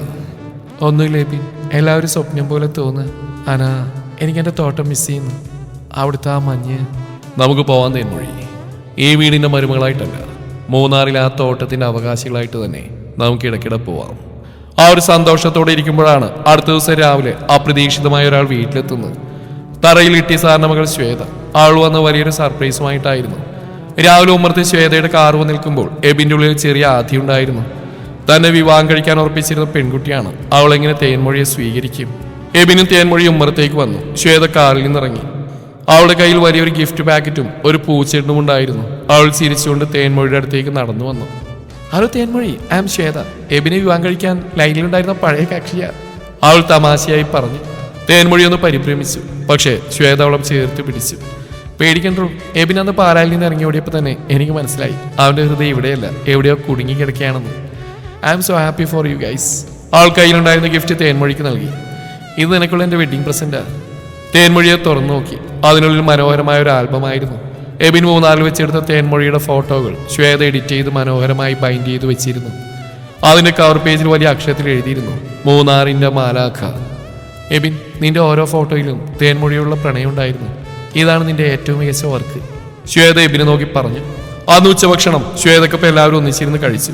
പൗലോസ് അപ്പച്ചൻ പോലും ശ്വേതയുടെ തമാശകൾ പറയുന്ന കണ്ടപ്പോൾ എബിന് ആശ്വാസമായി. ഭക്ഷണത്തിന് ശേഷം ശ്വേത എബിനെ വിളിച്ചൊന്ന് മാറി നിന്നു. Ebin, I have a proposal. എനിക്ക് കൊച്ചിയിൽ ഒരു ആർട്ട് ഗാലറി ഉണ്ട്. നിനക്ക് ഇതിന്റെ മൂന്നാർ ഫോട്ടോസിന്റെ ഒരു എക്സിബിഷൻ അവിടെ നടത്തിക്കൂടെ? നീഹാര തീരം എന്ന് നമുക്കതിന് പേരിടാം. അതിന്റെ ചീഫ് ഗസ്റ്റ് തേൻമൊഴി ആയിരിക്കണം. എബിന്റെ കണ്ണുകൾ തിളങ്ങി. അതൊരു ഗംഭീര ഐഡിയ ആണല്ലോ ശ്വേത. അത് മാത്രമല്ല തേൻമൊഴി. ശ്വേത തേൻമൊഴിയുടെ കൈ പിടിച്ചു. നിനക്ക് തയ്യൽപ്പണി ടൈലറിംഗ് ഇഷ്ടമാണെന്ന് എബിൻ പറഞ്ഞു. നിനക്ക് വേണമെങ്കിൽ പ്രൊഫഷണലായിട്ട് ഡിസൈനിങ് പഠിക്കാം, ഞാൻ നിന്നെ സഹായിക്കാം. തേൻമൊഴിക്ക് വിശ്വസിക്കാനായില്ല. താൻ സ്വപ്നം കണ്ട ആ ചെറിയ തയ്യൽ മെഷീനേക്കാൾ വലിയ ലോകം തന്റെ മുമ്പിൽ തുറക്കപ്പെടുകയാണ്. അവൾ എബിനെ നോക്കി. അവന്റെ കണ്ണുകളിൽ അഭിമാനമായിരുന്നു. ദിവസങ്ങൾ കടന്നുപോയി. എബിനും തേൻമൊഴിയും തങ്ങളുടെ പുതിയ ജീവിതത്തിലേക്ക് പൊരുത്തപ്പെട്ടു. തേൻമൊഴി പാലായിലെ പള്ളിയിൽ പോയി പ്രാർത്ഥിക്കാൻ പഠിച്ചു. അപ്പച്ചൻ അവൾക്ക് വേണ്ടി തമിഴ്നാട്ടിലെ ഒരു പ്രത്യേക ക്ഷേത്രത്തിൽ പോയി വഴിപാട് കഴിക്കാനും മറന്നില്ല. മതങ്ങൾക്കും ഭാഷകൾക്കും അപ്പുറം ആ വീട് സ്നേഹത്തിന്റെ ഒരു പുതിയ പാഠം പഠിക്കുകയായിരുന്നു. പക്ഷേ അവർക്കൊരു കാര്യം കൂടി ബാക്കിയുണ്ടായിരുന്നു, മൂന്നാറിലെ തങ്ങളുടെ വേരുകളിലേക്ക് ഒരിക്കൽ കൂടി മടങ്ങുക. കൊച്ചി നഗരത്തിലെ പ്രശസ്തമായ ആർട്ട് ഗാലറി ഇന്ന് ജനത്തിരക്കിലാണ്. പുറത്തു വലിയൊരു ഹോർഡിംഗ് ഉയർന്നു നിൽക്കുന്നു, നീഹാര തീരം. എബിൻ പൗലോസിന്റെ ഫോട്ടോഗ്രാഫി പ്രദർശനം. അതിൽ പ്രിന്റ് ചെയ്തിരുന്ന് മഞ്ഞുമൂടിയ മൂന്നാറിലെ തേയിലത്തോട്ടത്തിൽ ചിരിച്ചുകൊണ്ട് നിൽക്കുന്ന തേൻമൊഴിയുടെ ആ പഴയ ചിത്രമായിരുന്നു. എബിൻ നല്ലൊരു സ്യൂട്ട് അണിഞ്ഞ് തിരക്കൾക്കിടയിൽ ഓടി നടക്കുന്നു. ശ്വേതയാണ് എല്ലാം കോർഡിനേറ്റ് ചെയ്യുന്നത്. തേൻമൊഴി ഇന്നൊരു കേരള സെറ്റ് സാരിയാണ് ഉടുത്തിരിക്കുന്നത്. അവളുടെ കഴുത്തിൽ എബിൻ വിവാഹത്തിൽ നൽകിയ ആ മോതിരം മിന്നി തിളങ്ങുന്നുണ്ട്. മൂന്നാറിൽ ലയത്തിൽ നിന്ന് ഈ കൊച്ചിയിലെ ഗാലറി വരെ എത്തിയ ആ പെൺകുട്ടി അത്ഭുതത്തോടെ ചുറ്റും നോക്കി. പ്രദർശനം ഉദ്ഘാടനം ചെയ്യാനെത്തിയ പ്രശസ്തനായ ഒരു സിനിമാ സംവിധായകനായിരുന്നു. ഓരോ ചിത്രവും അദ്ദേഹം സൂക്ഷ്മമായി നിരീക്ഷിച്ചു. എബിൻ, ഈ ഓരോ ഫോട്ടോയിലും പ്രകൃതിയല്ല സംസാരിക്കുന്നത്, മറിച്ച് പ്രണയമാണ്. ഈ പെൺകുട്ടിയുടെ കണ്ണുകളിൽ ആ തിളക്കം ക്യാമറയിൽ പകർത്താൻ വെറും ഒരു ഫോട്ടോഗ്രാഫർക്ക് കഴിയില്ല. അത് ഹൃദയത്തിൽ തൊട്ട ഒരാൾക്ക് മാത്രമേ കഴിയൂ. അദ്ദേഹം അഭിനന്ദിച്ചു. തേൻമൊഴി തന്റെ തന്നെ വലിയൊരു പോർട്രേറ്റിന് മുമ്പിൽ നിന്നു. താൻ തമിഴിൽ പരിഭവിച്ചെന്ന ആ നിമിഷം മുതൽ അപ്പന്റെ കൈ പിടിച്ച് കരഞ്ഞ നിമിഷം വരെ എബിൻ ഒപ്പിയെടുത്തിട്ടുണ്ട്. ഓരോ ചിത്രത്തിനും താഴെ മനോഹരമായ മലയാളത്തിലും തമിഴിലും അടിക്കുറിപ്പുകൾ ഉണ്ടായിരുന്നു. എബിൻ, ഇതെല്ലാം ഞാൻ തന്നെയാണോ? തേൻമൊഴി സംശയത്തോടെ ചോദിച്ചു. അല്ല തേൻമൊഴി, ഇതൊക്കെ എൻ്റെ പ്രാണനാ. ഞാൻ കണ്ട പ്രകൃതി നിന്റെ മുഖമായിരുന്നു. ആ ചടങ്ങിൽ വെച്ച് ശ്വേത മറ്റൊരു സർപ്രൈസ് കൂടി പ്രഖ്യാപിച്ചു. പ്രദർശനത്തിൽ നിന്ന് ലഭിക്കുന്ന തുകയുടെ ഒരു ഭാഗം മൂന്നാറിലെ തോട്ടം തൊഴിലാളികളുടെ മക്കളുടെ വിദ്യാഭ്യാസത്തിന് വേണ്ടി തേൻമൊഴിയുടെയും എബിന്റെയും പേരിൽ രൂപീകരിച്ച ഒരു ഫൗണ്ടേഷൻ നൽകുമെന്ന് അവൾ അറിയിച്ചു. മാധ്യമപ്രവർത്തകർ തേൻമൊഴിയോട് സംസാരിക്കാൻ വന്നപ്പോൾ അവൾ നാണത്തോടെ പിന്നോട്ട് മാറി. എബിൻ അവളുടെ കൈ പിടിച്ച് മുന്നിലേക്ക് നിർത്തി. എൻ്റെ ഓരോ നേട്ടത്തിന് പിന്നിലും ഈ കൈകളുണ്ട്. തമിഴത്തിൽ നിന്ന് നിങ്ങൾ വിളിക്കുന്ന ഈ പെൺകുട്ടിയാണ് എന്റെ ജീവിതത്തിലെ ഏറ്റവും മനോഹരമായ ചിത്രം. എബിൻ മൈക്കിലൂടെ പറഞ്ഞപ്പോൾ ഹാൾ മുഴുവൻ കയ്യടികൾ നിറഞ്ഞു. പ്രദർശനം കഴിഞ്ഞ് രാത്രി അവർ കാൽക്കാരിലിരുന്നു. കൊച്ചിയിലെ തിരക്കൾക്കിടയിലും അവർ മൂന്നാറിനെ ഓർത്തു. തേൻമൊഴി, നാളെ നമ്മൾ മൂന്നാറിലേക്ക് പോവാ. ഇത്തവണ അവിടെ നമുക്കൊരു കാര്യം കൂടി ചെയ്യാനുണ്ട്. എന്താ എബിൻ? നിന്റെ ഒരു പഴയ ആഗ്രഹം, അത് നമുക്ക് അവിടെ തുടങ്ങണം. തേൻമൊഴിക്ക് ആഗ്രഹം എന്താണെന്ന് കൃത്യമായിട്ട് അറിയാമായിരുന്നു. മൂന്നാറിലെ മഞ്ഞിൽ അവൾ കാണാൻ ആഗ്രഹിച്ച ആ സ്വപ്നം സഫലമാവാൻ പോവുകയാണ്. എബിന്റെ ജീപ്പ് വീണ്ടും പഴയ മൂന്നാർ വഴികളിലൂടെ പാഞ്ഞു. ഇത്തവണ ജീപ്പിന്റെ മുൻസീറ്റിൽ തേൻമൊഴി ഒരു അപരിചിതയായിട്ടല്ല, ആ കുടുംബത്തിന്റെ അഭിമാനമായിട്ടാണ് ഇരിക്കുന്നത്. ടൗൺ കഴിഞ്ഞ് ലയങ്ങളുടെ അടുത്തേക്ക് എത്തുമ്പോൾ തേൻമൊഴിയുടെ ഹൃദയം വേഗത്തിൽ മിടിച്ചു. എബിൻ, നമ്മൾ ലയം കാണാൻ പറ്റുന്നുണ്ട്, അവൾ ആവേശത്തോടെ വിളിച്ചു പറഞ്ഞു. അവർ ലയത്തിന് മുമ്പിൽ വണ്ടി നിർത്തിയപ്പോൾ മുത്തു ഓടി വന്നു. അവനോടൊപ്പം തോട്ടത്തിലെ മറ്റു തൊഴിലാളികളും ഉണ്ടായിരുന്നു. എബിനെയും തേൻമൊഴിയും കണ്ടപ്പോൾ അവർക്ക് വലിയ സന്തോഷമായി. എബിൻ എല്ലാവർക്കും മധുരം വിതരണം ചെയ്തു. എന്നാൽ എബിൻ തേൻമൊഴിയെ കൊണ്ടുപോയത് ലയത്തിലേക്കല്ല, മറിച്ച് തോട്ടത്തിന് തൊട്ടടുത്തുള്ള പഴയൊരു ബ്രിട്ടീഷ് ബംഗ്ലാവിനടുത്തേക്കാണ്. കാലപ്പഴക്കം കൊണ്ട് പൂട്ടിയിട്ടിരിക്കുന്ന ആ കെട്ടിടം ഇപ്പോൾ പെയിന്റ് അടിച്ച് മനോഹരമാക്കിയിരിക്കുന്നു. അതിനു മുന്നിൽ വലിയൊരു ബോർഡ് തൂക്കിയിരിക്കുന്നു, Thenmozhi designs and garments. Thenmozhi വിശ്വസിക്കാനാവാതെ വായ പൊത്തി നിന്നുപോയി. എബിൻ ആ കെട്ടിടത്തിന്റെ ചാവികളുടെ കയ്യിൽ കൊടുത്തു. തേൻമൊഴി, നിന്റെ സ്വപ്നം ഇതാ, എവിടെ നിനക്ക് ഇഷ്ടമുള്ള വസ്ത്രങ്ങൾ തുന്നാം. ലയത്തിലെ 10 പെൺകുട്ടികൾക്ക് നീയുടെ പണിയെടുക്കണം, അവരെയും നമുക്ക് വളർത്തണം. തേൻമൊഴി പതുക്കെ വാതിൽ തുറന്നു. അകത്ത് വരി വരിയായി പുതിയ തയ്യൽ മെഷീനുകൾ, ജനാലക്കൽ മനോഹരമായ കർട്ടനുകൾ. ഒരു മൂലയിൽ അവളെ ഏറ്റവും ഇഷ്ടപ്പെട്ടിരുന്ന ആ പഴയ തമിഴ് ശൈലിയിലുള്ള ഒരു വിളക്ക് കത്തുന്നുണ്ടായിരുന്നു. അവൾ ഓരോ മെഷീനിലും കൈവച്ച് തലകൂടി. അവളുടെ കണ്ണുകളിൽ നിന്ന് സന്തോഷം കൊണ്ട് കണ്ണുനീരൊഴുകി. എബിൻ, ഇത് സ്വപ്നാണോ? അല്ല തേൻമൊഴി, നീ മുംബൈയിലെ തെരുവിലൂടെ എനിക്ക് വേണ്ടി അലഞ്ഞപ്പോ ഞാൻ നിനക്ക് തരാമെന്ന ഏറ്റ വാക്കാണിത്. നിന്റെ കയ്യിൽ ആ പച്ചവളകൾ ചിതറിപ്പോയെങ്കിലും നിന്റെ സ്വപ്നങ്ങൾ ചിതറാൻ ഞാൻ ഒരിക്കലും സമ്മതിക്കില്ല.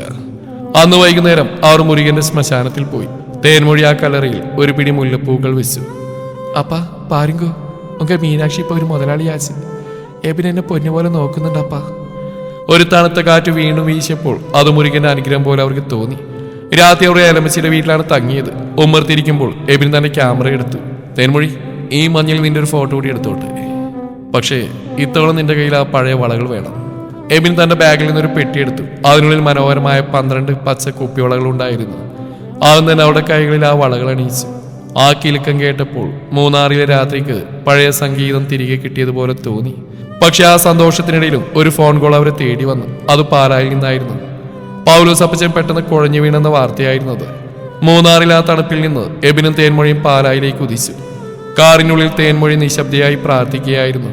പൗലോസ് അപ്പച്ചൻ തങ്ങൾ അംഗീകരിച്ച ആ നിമിഷം അവൾക്ക് മറക്കാൻ കഴിയില്ല. പാലായിലെ ആശുപത്രിയിലെത്തിയപ്പോൾ അവിടെ വലിയൊരു ആൾക്കൂട്ടം തന്നെ ഉണ്ടായിരുന്നു.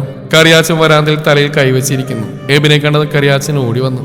എബിനെ, ചേട്ടനൊരു മൈൽഡ് അറ്റാക്ക് ആയിരുന്നു, ഭാഗ്യത്തിന് സമയത്ത് എത്തിച്ചു. ഐസിയുടെ മുമ്പിൽ അമ്മച്ചി മറിയാമ തളർന്നിരിക്കുന്നു. ലണ്ടനിൽ നിന്ന് എൽസ ചേച്ചിയും ഭർത്താവും പുലർച്ചെ തന്നെ എത്തിയിരുന്നു. എല്ലാവരുടെയും മുഖത്ത് വല്ലാത്തൊരു ഭയം. പെട്ടെന്ന് ഡോക്ടർ പുറത്തു വന്നു. പേഷ്യന്റ് ബോധം വീണിട്ടുണ്ട്. അദ്ദേഹം ആദ്യം ചോദിച്ചത് എബിനെയോ ആ കുട്ടിയോ? എബിനും തേൻമൊഴി ഉള്ളിലേക്ക് കയറി. വെളുത്ത വിരിയിട്ട കട്ടിൽ പൗലോസ് അപ്പച്ചൻ തളർന്നു കിടക്കുന്നു. മെലിഞ്ഞ കൈകളിൽ തേൻമൊഴി മെല്ലെ പിടിച്ചു. അപ്പച്ച, അവൾ വിതുമ്പി. അപ്പച്ചൻ കണ്ണു തുറന്നു. തേൻമൊഴിയെ കണ്ടപ്പോൾ അദ്ദേഹത്തിന്റെ ചുണ്ടിലൊരു നേർത്ത പുഞ്ചിരി വിരിഞ്ഞു. നീ വന്നോ മോളെ? അപ്പച്ചൻ അങ്ങ് പേടിച്ചു പോയി. നീ എന്നോട് ക്ഷമിച്ചോ കൊച്ചേ? അപ്പച്ച, അങ്ങനെയൊന്നും പറയില്ലേ. നിങ്ങൾ ഞങ്ങളുടെ തന്നെയല്ലേ, നിങ്ങൾ ഞങ്ങളുടെ തണലല്ലേ? തേൻമൊഴി ആ കൈകളിൽ മുത്തി. അപ്പച്ചൻ എബിന്റെ കൈ തേൻമൊഴിയുടെ കൈക്കുമുള്ളിൽ വെച്ചു. എബിനെ, എനിക്കിപ്പോ ഒരു കാര്യം മനസ്സിലായി. സ്വർണത്തെക്കാളും റബ്ബർ തോട്ടങ്ങളെക്കാളും വലിയ സ്വത്ത് ഈ സ്നേഹ. നെടുമുരക്കൽ കുടുംബത്തിന്റെ ഭാഗ്യ കൂട്ടിയ. ദിവസങ്ങൾ കടന്നുപോയി. അപ്പച്ചൻ സുഖം പ്രാപിച്ചു. വീട്ടിൽ തിരിച്ചെത്തി. ആ വലിയ തറവാട് ഇപ്പോൾ സന്തോഷം കൊണ്ട് നിറഞ്ഞിരിക്കുകയാണ്. എൽസ ചേച്ചിയുടെ കുഞ്ഞിന്റെ മാമോദീസയും അതോടൊപ്പം എബിന്റെയും തേൻമൊഴിയുടെയും വിവാഹ റിസപ്ഷനും ഒന്നിച്ച് നടത്താൻ അപ്പച്ചൻ തീരുമാനിച്ചു.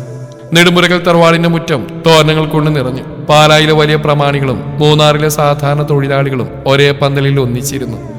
എബിൻ കസവുമുണ്ടും ചുബയിട്ട് തിളങ്ങി നിൽക്കുന്നു. തേൻമൊഴി മനോഹരമായ ഒരു ക്രീം നിറത്തിലുള്ള സാരി ഉടുത്ത് നെറ്റിയിൽ ചന്ദനപ്പൊട്ടും മുടിയിൽ മൂന്നാറിലെ മുല്ലപ്പൂക്കളും ചൂടി മാലാഖയെ പോലെ ഇരുന്നു. പന്തലിൽ എല്ലാവരുമുണ്ട്. മുത്തു പുതിയ ഷർട്ടൊക്കെ ഇട്ട് അക്കയുടെ സന്തോഷം കണ്ട് അഭിമാനത്തോടെ നിൽക്കുന്നു.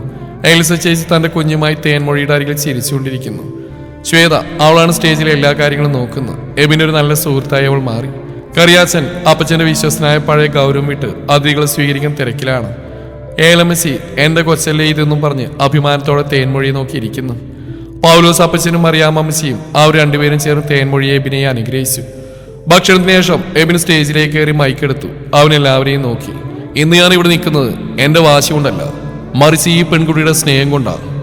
ഭാഷയും മതവും നാടും നോക്കിയല്ല പ്രണയിക്കേണ്ടെന്ന് അവൾ എന്നെ പഠിപ്പിച്ചു. ഇന്നു മുതൽ തേൻമൊഴി വെറും ഒരു തമിഴ് പെണ്ണല്ല, ഈ നെടുമ്പുരക്കൽ തറവാടിന്റെ നെടുന്തൂണാണ്, ജീവനാണ്. സദസ്സിൽ വലിയ കയ്യടിയായിരുന്നു. എബിനും തന്നെ ക്യാമറ എടുത്തു. അവിടെ നിന്ന് എല്ലാവരെയും കൂട്ടി ഒരു വലിയ സെൽഫി എടുത്തു. ആ ഫ്രെയിമിൽ പണക്കാരനും പാവപ്പെട്ടവനും തമിഴനും മലയാളിയും എല്ലാം ഒന്നായിരുന്നു. അന്ന് രാത്രി നെടുമ്പുരക്കൽ തറവാടിന്റെ മട്ടുപാവിൽ നിന്ന് നിലാവുദിച്ച ദൂരേക്ക് നോക്കുമ്പോൾ തേൻമൊഴിയുടെ വിരലുകൾ എബിയുടെ കൈക്കുള്ളിൽ സുരക്ഷിതമായിരുന്നു. എബിനവളെ ചേർത്ത് പിടിച്ചു. തേൻമൊഴി, നിനക്ക് സന്തോഷമായോ? ரொம்ப സന്തോഷം എബിൻ. മഞ്ഞും കാറ്റും ഇല്ലാതിരുന്നിട്ടും എനിക്കിവിടെ മൂന്നാറിലെ തണുപ്പ് അനുഭവപ്പെടുന്നുണ്ട്. കാരണം ആ സ്നേഹം ഇവിടെയുണ്ട്. അവൾ തന്റെ കൈകളിലെ പച്ചവളകൾ കിലുക്കി. ആ ശബ്ദം ആ രാത്രിയുടെ നിശബ്ദതയിൽ ഒരു പ്രണയഗീതമായി മാറി. ദൂരെ മൂന്നാറിലെ മലനിരകളിൽ നിന്ന് ഒരു തണുത്ത കാറ്റ് ആ തറവാടിനെ തലോടി കടന്നുപോയി. അത് ആകാശത്തിരുന്ന് നോക്കുന്ന തേൻമൊഴിയുടെ അപ്പൻ മുരുകന്റെയും അവളുടെ അമ്മയുടെ അനുഗ്രഹം പോലെ തോന്നി. എബിൻ അവൾ ഒന്നുകൂടി അവനിലേക്ക് ചേർത്ത് പിടിച്ചു. അവളുടെ നെറ്റിയിൽ ആർദ്രമായി ഒന്ന് ചുംബിച്ചു. നിലാവെളിച്ചത്തിൽ അവളുടെ കൈകളിലെ പച്ചവളകൾ മിന്നിത്തിളങ്ങി. ആ കിലുക്കം കാറ്റിൽ അലിഞ്ഞു ചേർന്നപ്പോൾ മൂന്നാറിലെ തേയിലത്തോട്ടങ്ങൾക്കും പാലായിലെ റബ്ബർ മരങ്ങൾക്കും ഒരേ സുഗന്ധമാണെന്ന് അവർ തിരിച്ചറിഞ്ഞു. പ്രണയത്തിനു ഭാഷയിൽ നിന്നും അത് ഹൃദയങ്ങൾ തമ്മിലുള്ള ഒരേ ഒരു മൗനമാണെന്ന് അടയാളപ്പെടുത്തിക്കൊണ്ട് ആ രാത്രി അവർക്കായി മാത്രം പൂത്തുലഞ്ഞു. ഈ കഥ ഇവിടെ അവസാനിക്കുന്നു. നിങ്ങളുടെ വിലയേറിയ അഭിപ്രായങ്ങൾ കമന്റുകളായി രേഖപ്പെടുത്തുക. നിങ്ങളുടെ കഥകൾ ഞങ്ങൾക്ക് അയച്ചു തരിക. Thank you.